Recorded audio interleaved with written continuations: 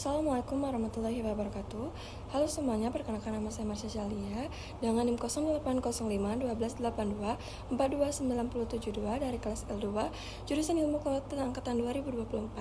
Hari ini saya akan menjelaskan hasil dan pembahasan dari praktikum survei dan pemetaan sumber daya laut, materi peta analog. Baiklah, sebelum masuk ke peta analog, saya akan menjelaskan pengertian dari peta itu sendiri. Jadi, peta merupakan metode yang mempresentasikan wilayah bumi secara nyata dalam bentuk dua dimensi, baik itu dalam bentuk kertas maupun dari layar atau monitor. Baiklah, masuk ke peta analog. Jadi, peta analog itu sendiri merupakan versi awal dari data spasial yang dimana membedakannya itu hanya tempat penyimpanannya saja. Jadi, peta analog itu merupakan peta yang dalam bentuk kertas.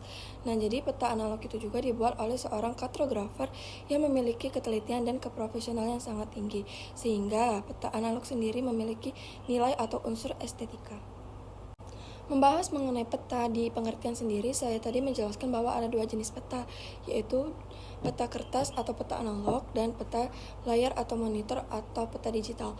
Nah, peta digital sendiri itu merupakan peta yang berhubungan langsung dengan satelit luar angkasa, sehingga informasi atau data yang diperoleh itu sangat akurat dan real time. Nah, contohnya merupakan Google Maps. Kembali lagi ke peta analog, jadi pasti di peta analog itu ada kelebihan dan kekurangan. Nah, apa sih kelebihan dari peta analog? Jadi, kelebihan dari peta analog itu yaitu keandalannya terhadap teknologi dan listrik.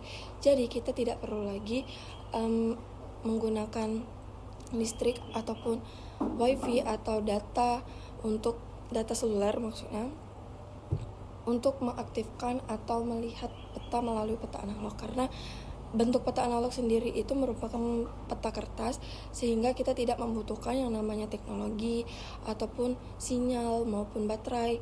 Nah, dan juga peta analog ini tidak pernah terkendala teknis.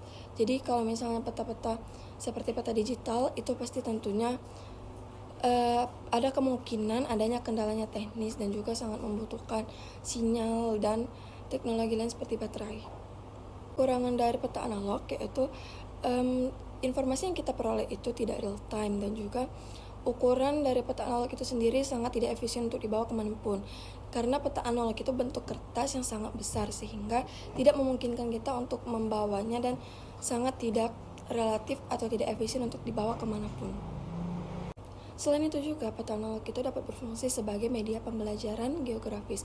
Jadi guru dan para siswa dapat mempelajari peta analog itu untuk seperti melihat kontur tanah dan juga melihat letak geografis pada suatu daerah. Selain itu juga peta analog ini dapat berfungsi sebagai media pembelajaran geografis. Nah, jadi guru dan para siswa itu bisa mengetahui tuh apa saja kontur tanah dan juga di mana letak geografis suatu daerah, dan juga dapat melatih kesadaran spasial dan juga penganalogian pada saat membaca peta analog tersebut. Baiklah, sekian materi dari hasil dan pembahasan yang telah saya jelaskan. Mohon maaf jika ada salah kata maupun ada yang kurang. Saya akhiri dengan wassalamualaikum warahmatullahi wabarakatuh.